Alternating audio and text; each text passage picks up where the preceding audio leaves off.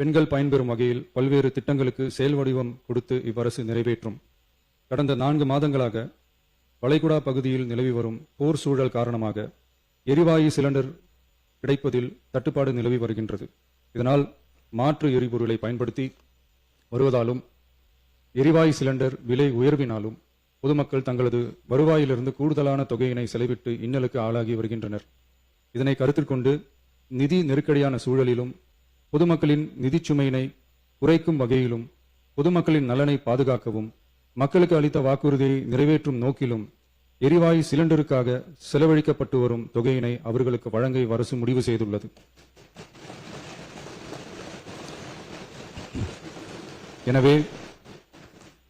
எனவே குடும்பத் தலைவிகள் பயன்பெறும் வகையில் முதல் கட்டமாக அன்னபூர்ணி சூப்பர் 6 திட்டத்தில் ஆண்டிற்கு 3 விலையில்லா எரிவாயு சிலிண்டர்கள் வழங்கப்படும்.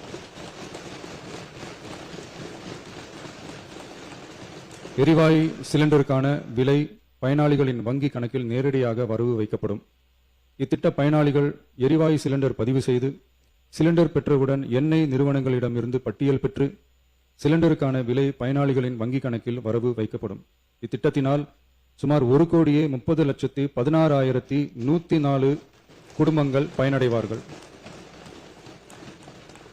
அதாவது ஆண்டு வருமானம் ரூபாய் 2.5 லட்சத்திற்கு மிகாமல் உள்ள பொருளாதாரத்தில் பின்தங்கியுள்ள குடும்பத்தினர், சிறு குறு விவசாய குடும்பத்தினர், மாற்றுத்திறனாளி குடும்பத்தினர் போன்ற சமூகத்தில் உள்ள நலிந்த குடும்பத்தினர் பயனடைவார்கள்.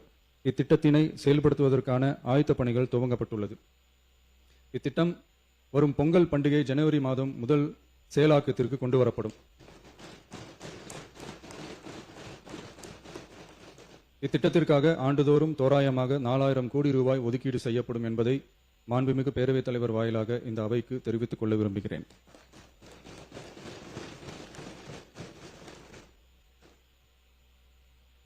மாண்புமிகு பேரவைத் தலைவர் அவர்களே, சென்னையில் உள்ள மீனம்பாக்கம் விமான நிலையம் இந்திய விமான நிலையங்கள் ஆணையத்தால் AAI இயக்கப்படுகிறது.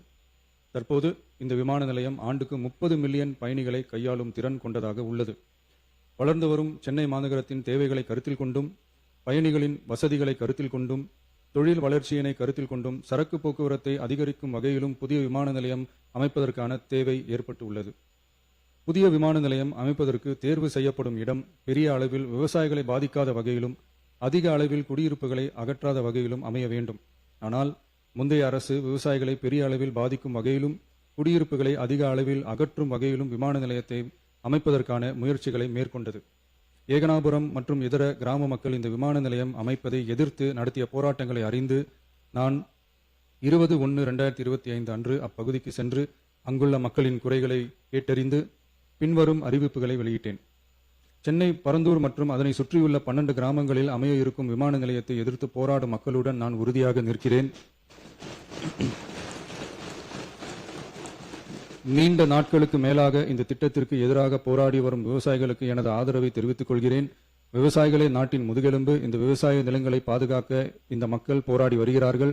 விக்கிரவாண்டியில் அக்டோபர் 2024 நடந்த பொதுக்கூட்டத்திலேயே பரந்தூரில் புதிய விமான நிலையம் அமைப்பதற்கு எதிர்ப்பு தெரிவித்திருக்கிறேன். தொழில் வளர்ச்சி மற்றும் அதற்கான விமான நிலையங்களின் பங்கு பற்றி நான் நன்கு அறிவேன். அதற்கான என்னுடைய முழு ஆதரவும் உண்டு. ஆனால் பரந்தூரில் இந்த திட்டம் அமையக்கூடாது. இந்த திட்டம் குறித்து அரசு மறுபரிசீலனை செய்ய வேண்டும்.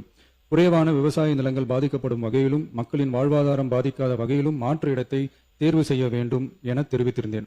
மக்கள் மத்தியிலே நான் அன்றே அறிவித்ததை நிறைவேற்றும் பொருட்டு புதிய விமான நிலையம் அமைப்பது குறித்து உயர் அதிகாரிகளிடமும் துறை வல்லுநர்களிடமும் விரிவாக ஆலோசனை நடத்தினேன்.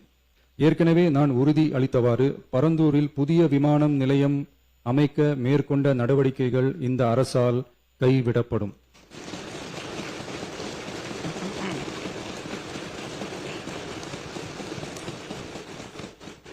துறை சார்ந்த வல்லுநர்கள் மற்றும் கல்வியாளர்கள் ஆகியோர்களிடம் கலந்தாலோசித்து விவசாய நிலங்கள் மற்றும் குடியிருப்புகளுக்கு பெரிய அளவில் பாதிப்பு ஏற்படாதவாறு புதிய விமான நிலையம் அமைப்பதற்கான பொருத்தமான சில மாற்று இடங்கள் தேர்வு செய்யப்பட்டுள்ளன. அவ்விடங்களில் தொழில்நுட்ப ரீதியான சாத்தியக்கூறுகளை சம்பந்தப்பட்ட துறைகள் மூலம் விரிவான ஆய்வு மேற்கொண்டு புதிய விமான நிலையத்திற்கான இடம் விரைவில் இறுதி செய்யப்படும். இதற்கிடையில் சென்னை மீனம்பாக்கம் விமான நிலையத்தை மேலும் விரிவாக்கம் செய்து அதன் வடமேற்கு பகுதியில் ஆண்டுக்கு கூடுதலாக 20 மில்லியன் பயணிகளை கையாளக்கூடிய டெர்மினல் 5 என்ற புதிய பயணிகள் முனையம் அமைக்க ஏர்போர்ட்ஸ் அத்தாரிட்டி ஆஃப் இந்தியாவுடன் இணைந்து அணுகுசாலை மற்றும் மேம்பாலம் அமைப்பதற்கான நடவடிக்கைகள் மேற்கொள்ளப்படும்.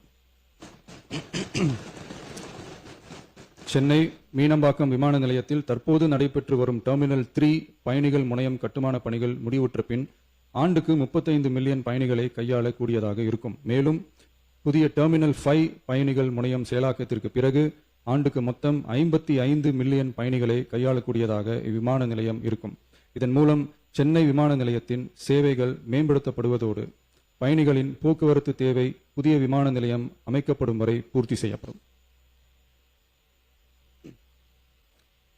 மாண்புமிகு பேரவைத் தலைவர் அவர்களே, ஒரு மாநிலத்தின் உண்மையான முன்னேற்றம் என்பது அதன் பொருளாதார வளர்ச்சியால் மட்டுமல்ல, பெண் கல்வி, வேலைவாய்ப்பு, மருத்துவம், வணிகம் மற்றும் சமூக வாழ்வின் அனைத்து தளங்களிலும் சுதந்திரமாகவும் பாதுகாப்பாகவும் பங்கேற்கும் வாய்ப்புகளாலும் அளவிடப்படுகிறது. மகளிரின் பயண சுதந்திரம் அவர்களின் பொருளாதார சுதந்திரத்திற்கும் குடும்பங்களின் முன்னேற்றத்திற்கும் அடித்தளமாக இருக்கிறது. தற்போது செயல்படுத்தப்பட்டு வரும் மகளிர் கட்டணமில்லா பயண திட்டத்தில் மாநகரம், நகர்ப்புறங்களில் சாதாரண மற்றும் மலைப்பகுதி பேருந்துகளில் 40 கிலோமீட்டர் வரை மட்டுமே பயணம் செய்ய அனுமதிக்கப்பட்டு வருகிறது. எக்ஸ்பிரஸ், LSS, டீலக்ஸ் பேருந்துகள் மற்றும் புறநகர் பேருந்துகளில் கட்டணமில்லா பயணம் அனுமதிக்கப்படுவதில்லை. தமிழ்நாட்டின் எந்த பகுதியிலும் வசிக்கும் ஒரு மகளிரும் போக்குவரத்து கட்டணத்தால் தமது வாய்ப்புகளை இழக்கக்கூடாது என்ற சமூக நீதி சிந்தனையை இவ்வரசு முதன்மையாக கொண்டுள்ளது. இதனை கருத்தில் கொண்டு மகளிர் கட்டணமில்லா பயண திட்டத்தை விரிவுபடுத்தி பெருமளவில் பயனளித்திடும் விதமாக வெற்றி பயணம் என்ற பெயரில் தேசத்தந்தை மகாத்மா காந்தியடிகளின் பிறந்த நாளான அக்டோபர் 2ஆம் தேதி முதல் செயல்படுத்த அரசு முடிவு செய்துள்ளது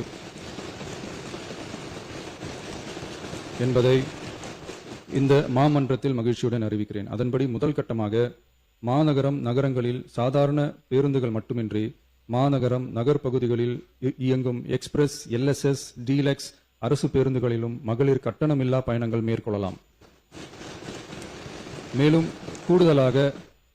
மேலும் கூடுதலாக மாவட்டங்களுக்கிடையே பயணம் மேற்கொள்ள ஏதுவாக புறநகர் மற்றும் மலைப்பகுதிகளில் சாதாரண கட்டண பேருந்துகளிலும் மகளிர் கட்டணமில்லா பயணங்கள் மேற்கொள்ளலாம். இத்திட்டத்தில் பயன்பெற வருமான உச்சவரம்போ மற்றும் மேற்கொள்ள விரும்பும் பயண எண்ணிக்கையிலேயோ கட்டுப்பாடுகள் இல்லை. வெற்றி பயண திட்டம் இதர சேவைகளிலும் படிப்படியாக விரிவுபடுத்தப்படும்.